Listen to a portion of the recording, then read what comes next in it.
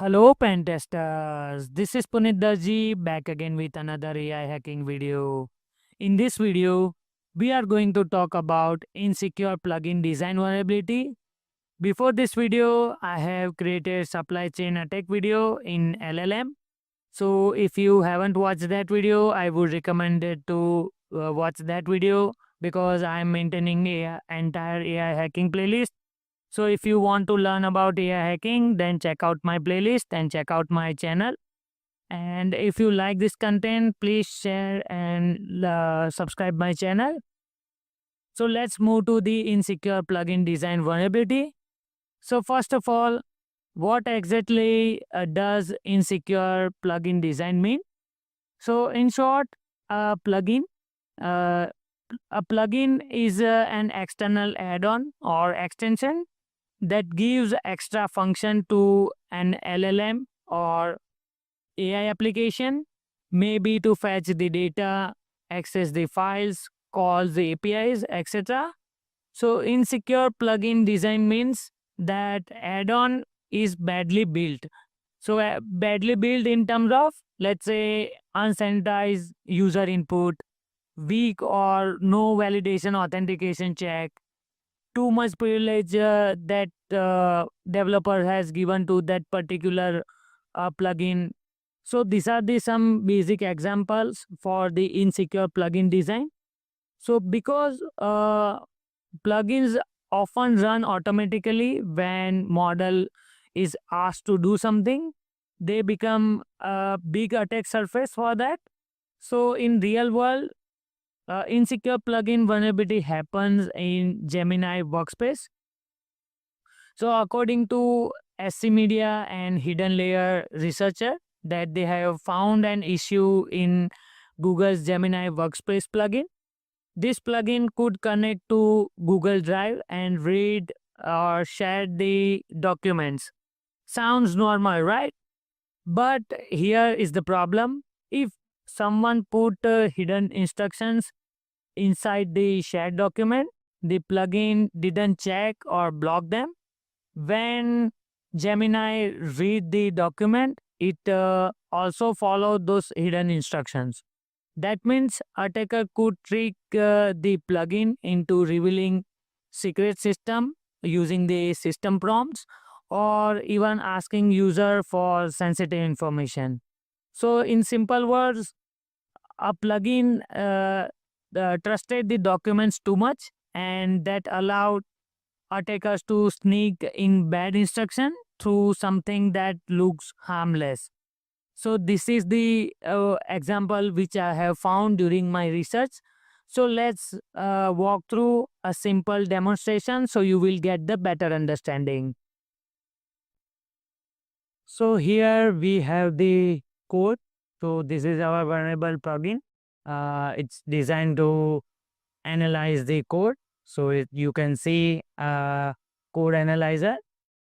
Uh, Most of the code is working fine, as you can see, uh, but it is buried inside the backdoor. So look at the right here in the security plugin.py. You can see analyzer analyze for vulnerabilities. This is a method. Sorry, the function which has the one argument code to analyze and give the string. So the look at the line here is if the debug mode in code analyzer. So it tells us that the developer left in a testing feature. So here it's a critical flow. The next line you can see uses as eval. So eval function.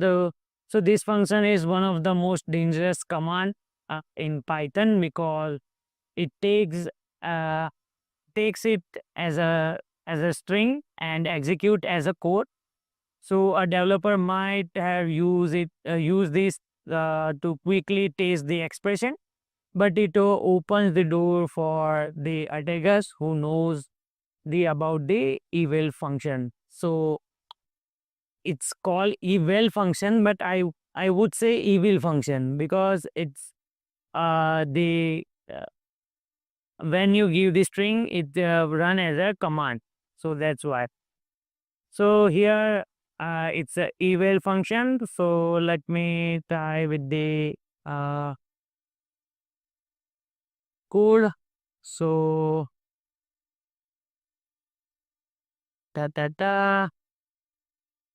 So here you can see if I run this code Python code analyzer.py, and here you can see the code analyzer initialize the welcome to the code core CTF, and if I put the payload like debug mode is on, so we need to give the analyze code.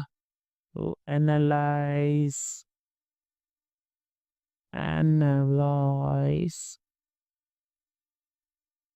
uh, code, sorry, code.